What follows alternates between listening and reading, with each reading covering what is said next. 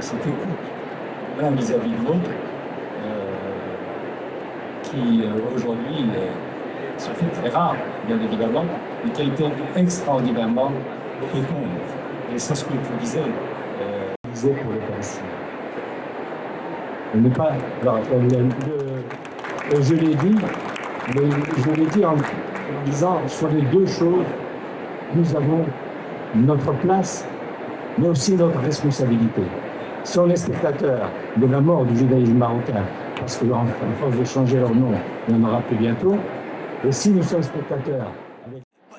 Ce que je regarde, c'est qu'il incarne quelque part une version de l'identité marocaine complexe, et tout en revendiquant un peu une marocanité radicale, puisqu'il n'a jamais été autre chose que marocain.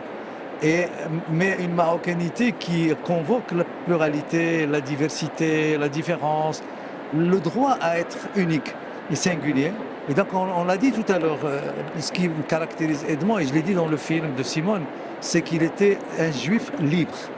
Et donc il s'est affranchi du carcan de la communauté, d'abord de la communauté juive, et après même de la communauté nationale telle qu'elle a été pensée par exemple par les partis nationalistes marocains, assez exclusivistes, très enfermés sur elle.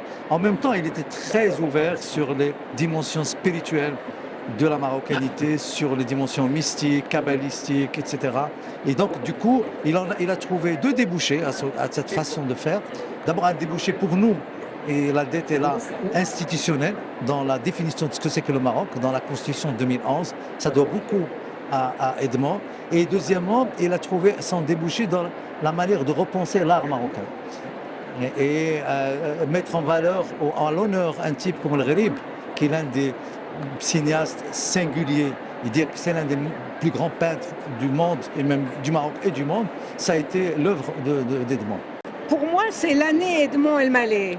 Je viens de terminer un film sur lui, je voyage avec ce film. La semaine prochaine, je commence une tournée au Maroc avec une douzaine de projections dans 8 villes marocaines. J'espère que les gens seront au rendez-vous dans les instituts français.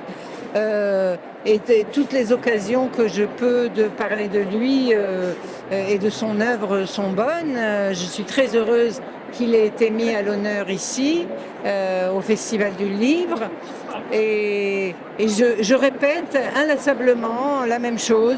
Je voudrais que ces livres soient accessibles au public, que les jeunes y aient accès dans les librairies, dans les bibliothèques, etc.